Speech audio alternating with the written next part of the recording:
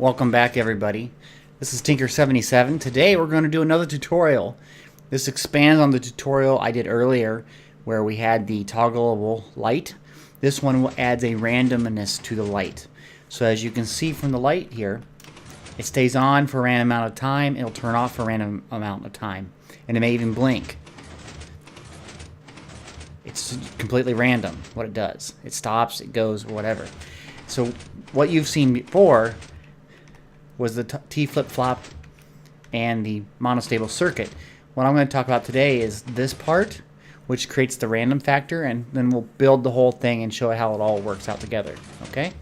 So let's get started with that. The first part we're going to talk about is the redstone clock. It's a basic circuit. It goes in a big circle, in essence.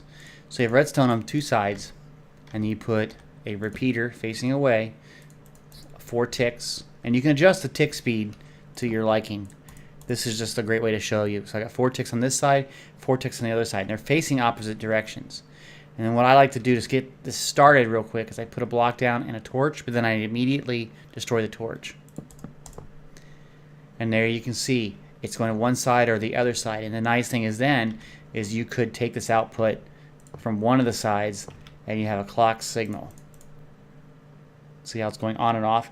So that way you have a very regular timed cycle. And that's the first part of this circuit that I'm showing you right now. Now we're going to go on to the next part, which is how do you check for a random item?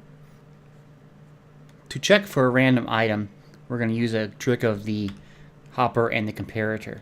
So just for an example here, we're going to put a hopper facing just downward. This is not part of the build, but it'll show you what I'm talking about.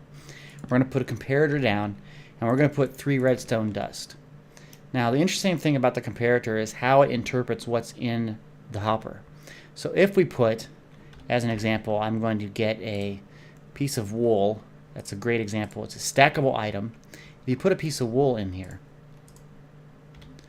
if you look, you can only see 1 dust is activated. This one is not. So it's a signal strength of just 1 that comes out of here.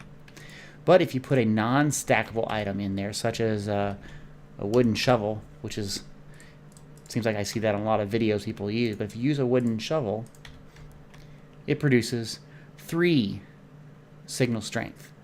So that way we can make a determination of whether something should be on or off, or maybe when we should flip something.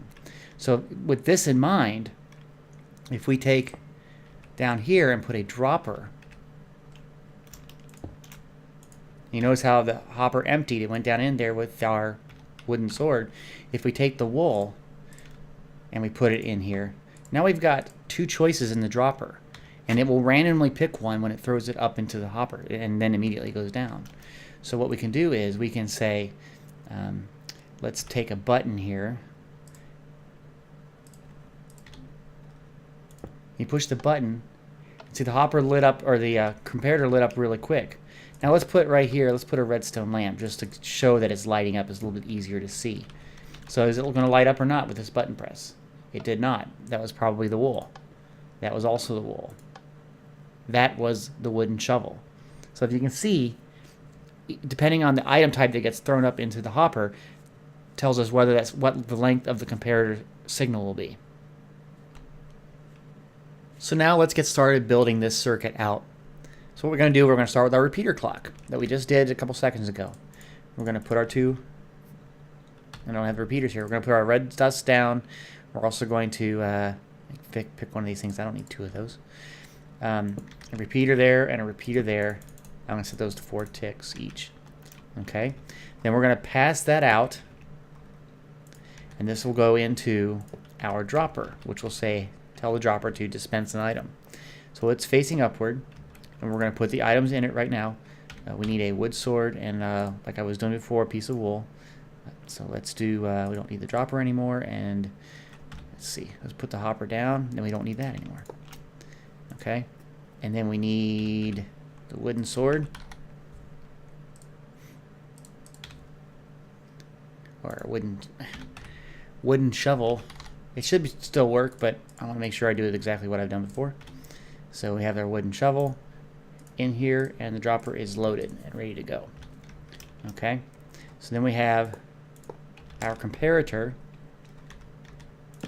and that's going out to a block. and then I'm stepping it back down here. I notice this is, if it was 1 strength, it only goes this far, but if it goes more than that, it's going into now our rest of our circuit that we did in another video, which is the monostable circuit, which we use sticky piston facing upward. And then we have, out of that, a repeater. Now here we're going to have a sticky piston facing, I changed the time on that. A sticky piston facing towards us with a redstone block. And remember, it's going to extend, and on top of that extension, we're going to have the light. So this looks like it's all done from what I can see. So I'm going to try to start this up with the torch trick that I showed you earlier.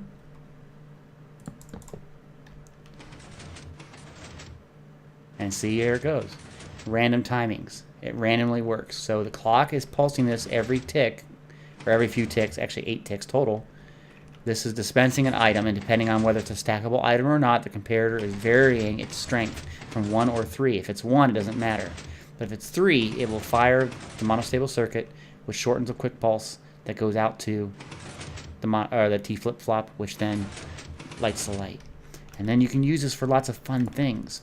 Like you could make an area in a mine shaft, as an example. Let me see if I can do this real quick. Maybe you're standing somewhere and it's nighttime.